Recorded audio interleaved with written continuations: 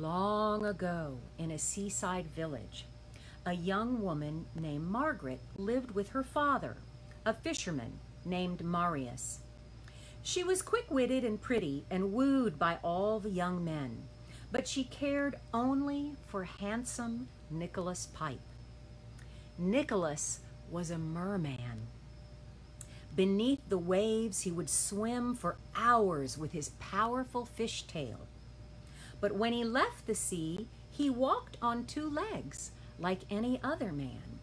And sometimes, when she was in a boat helping her father haul in his fishing nets, Margaret glimpsed Nicholas racing dolphin swift through the green depths.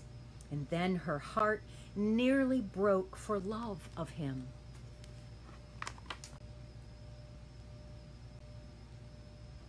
You can see his scales and the red fins running down his back, and he's got these really cool tattoos.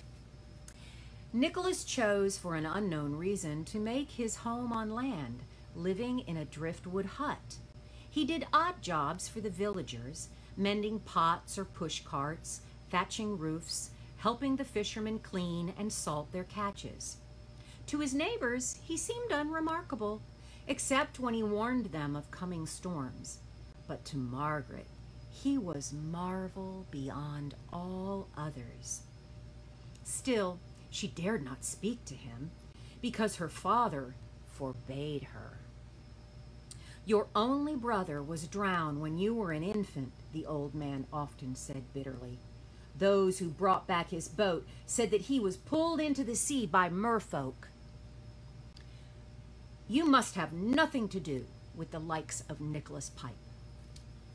"Yet he seems so gentle," Margaret would protest. "Never so much as say good morrow to him," Marius insisted, and dutiful Margaret sadly agreed. Hi. One morning, after many days of poor catches, Marius rowed far out to a spot known only to himself and his daughter, and there the fish were always plentiful. As Margaret mended nets at home, she was startled to see a friend running down the path. "Nicholas Pipe says a storm is coming," he cried. "Tell your father to tie up his boats." Margaret hurried to the shore and launched the boat that had been her brother's. She saw her neighbors waving her back and glimpsed Nicholas Pipe in the midst. But she put her sturdy back into her rowing, and soon she was far from land. The sky darkened. The breeze turned to gusting wind. The waves grew higher. Margaret forced her aching arms to work the oars even more urgently. Get it on there again. There we go. There she is. Oh, beautiful illustrations by David Shannon. At last she spotted her father. "A storm is coming," she shouted. "We must return at once." "Help me draw in the nets," Marius called back. Margaret came alongside his boat. Together they hauled up the nets, spilling the fish into both boats. The sky turned black, and rain mixed with the freezing wind. The boats pitched and rolled as Margaret tied her craft behind and climbed into her father's boat. Each took an oar and rowed desperately. From the gathering dark and churning waves came screeches and the murmur of voices speaking a strange language. "We're doomed," groaned Marius. "These are the sea folk." Margaret saw pale shapes flash beneath her dipping oar.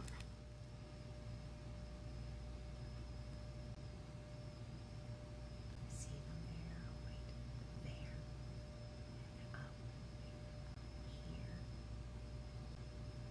You can see them in the boat there. Then Margaret heard her name called as two arms reached over the gunwale. Marius lunged to pull his daughter away, but he slipped and fell, knocking himself senseless. "Father!" shouted Margaret. At that moment, a figure hoisted itself into the boat. Margaret gave an astonished cry. "Nicholas Pipe!" Nicholas put a finger to his lips, and she was silent. Cradling her father's head, Margaret watched Nicholas lean out and whisper to the waves. He was answered by growls and shrieks. Pale shapes leapt from the water. Eyes as black and soulless as a shark's glared at Margaret. And then the sea folk vanished with angry splashes.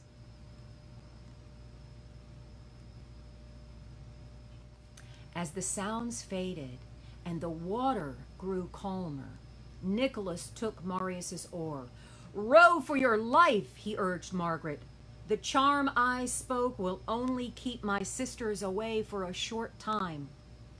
"You were so kind to rescue us," Margaret said. "My father is no friend to you." Nicholas looked away. "I try to keep all village folk safe from the sea and storms. It is how I make return for your letting me live among you." The harbor came into view. As Nicholas and Margaret brought the boats to shore, Marius sat up, rubbing his head. Seeing Nicholas, he shook his fist, shouting, "Begone, you wicked creature!" With a glance at Margaret, the merman hurried up the beach. "For shame, father," Margaret said. "He saved us." "His kind drown your brother," answered the old man. "Promise me that you will never speak to him again."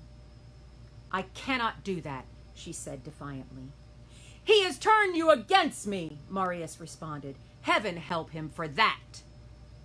So they returned to their cottage, wet and wretched and wrapped in thoughts as gloomy as the day. The next morning, Marius announced he was leaving on a long journey. "Where are you going?" asked Margaret in surprise. "That is my affair," her father said peevishly. Soon after this, he set out. "Stay away from Nicholas Pipe," he warned. "You misjudge him, father," Margaret said sadly. From the window, she watched the old man until he was hidden by a turn in the path that wound over the nearby hills. And suddenly, she spotted Nicholas walking toward the shore. She ran to him, calling, "Nicholas Pipe, I never thanked you for helping my father and myself." "Well, now you have done so." And he continued on his way. "Please stay," she begged. "You need not fear my father. He has gone away, and I do not know when he will return." "I am sorry he dislikes me," Nicholas said, "but I am not afraid of him." There she is, down at the bottom. Margaret's fingers brushed his arm, and he trembled. "Is it I who frightens you?" she asked softly. He did not answer her directly, but said, "I come from the sea, a place of wonder and beauty, but also filled with danger and cruelty. I grew weary of it and longed to visit your world beyond the reach of the waves. One day, I saved a child from drowning. In thanks, her father, a sorcerer, cast a spell that lets me live among the land folk. But I must touch the sea every day, or I will die."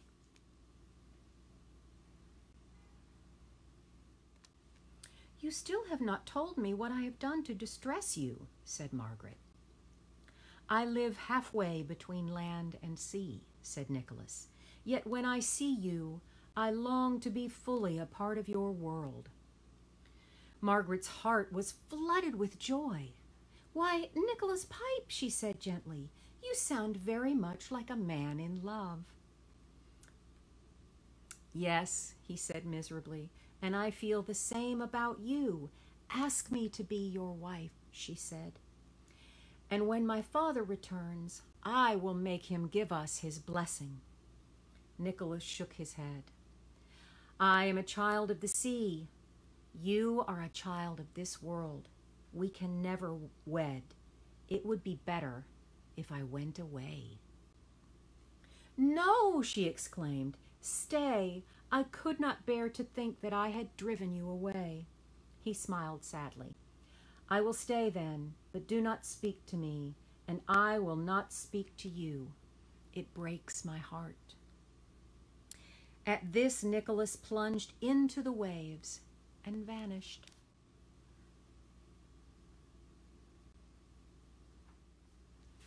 A few days later, as Margaret set off for an errand in town, she heard shouts from the village square. Hurrying her steps, she came upon a horrifying sight. Nicholas Pipe was imprisoned in a cage set upon a cart. The king's horsemen kept the villagers back. "Nicholas!" shouted Margaret. She pushed through the crowd, but was blocked by the soldiers. "What has he done?" Margaret asked. "He is a merman," the commander said. "The king collects strange things. He ordered us to bring this marvel to him." "He will die if he is kept from the sea," she cried. "I obey the king," replied the commander. "Stand aside." Margaret grabbed his arm as if to unhorse him. He raised his sword, but someone shouted, "Spare my daughter!" Margaret saw her father clamber from his seat beside the cart driver. He pulled her away as the cart and horsemen thundered down the road that led inland across the hills.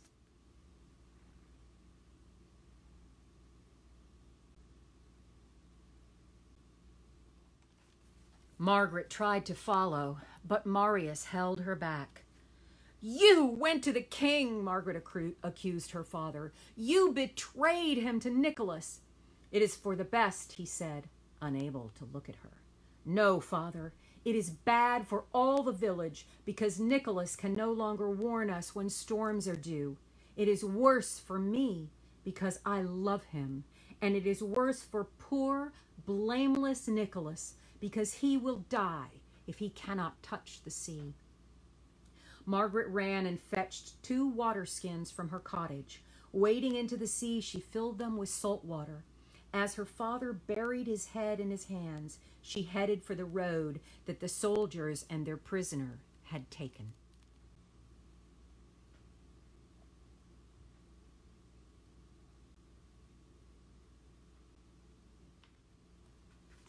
When night fell, Margaret let the moon and stars light her path. Early the next morning, she came upon the king's men arguing beneath a tree. Nicholas lay propped against the tree trunk. "Is he ill?" Margaret asked, kneeling beside him. "He is dead," said one soldier. "The king will have our heads," said another. "Leave him," their commander decided. "We will tell the king that he escaped into the sea." So they rode off, leaving Margaret beside the merman.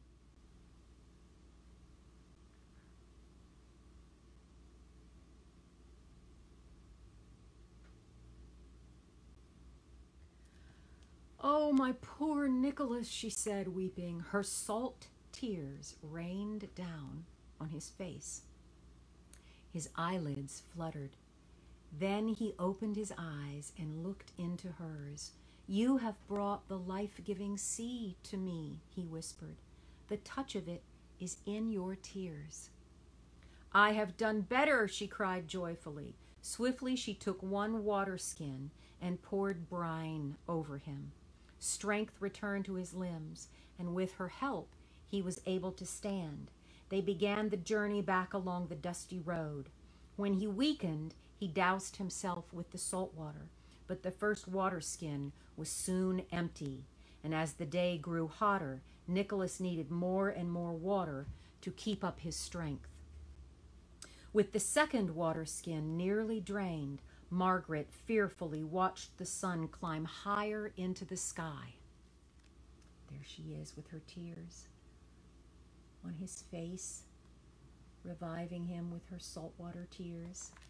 On they struggled toward the sea, but Nicholas grew weaker. Margaret could squeeze only a drop or 2 from the water skins. Then, As they reached the foothills, Margaret spotted her father approaching. To her surprise, Marius put his arm around Nicholas's shoulders, helping support him. "Why are you doing this?" Margaret asked as they half carried, half dragged a fainting Nicholas between them. "Because I love my daughter, who loves him so much," Marius explained.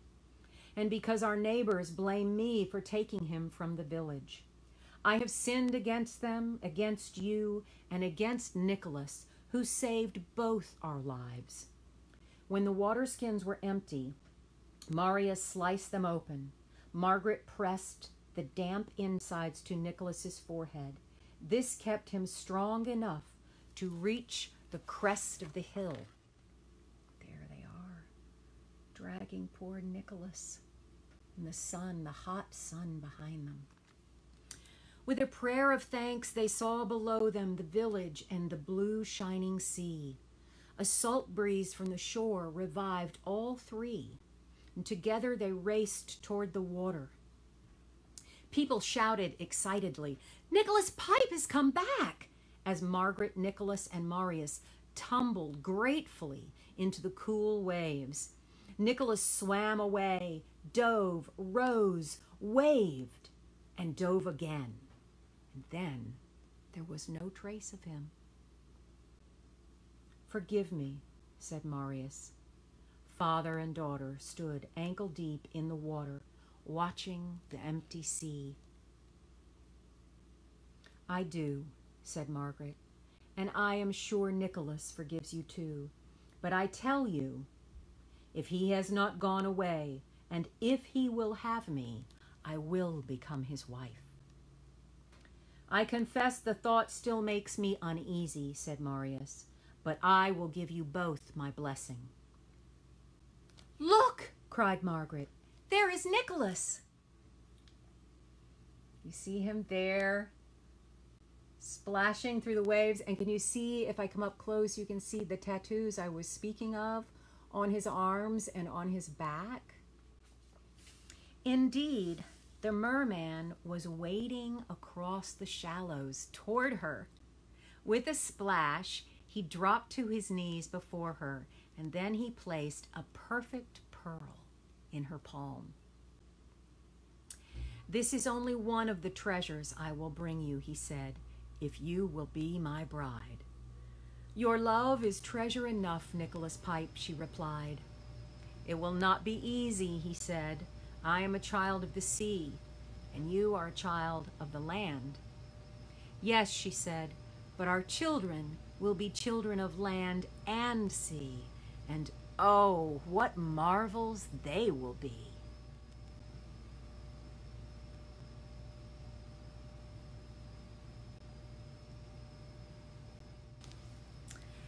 And that is the end of the story, Nicholas Pipe, the merman. You can see his cool looking fishtail there.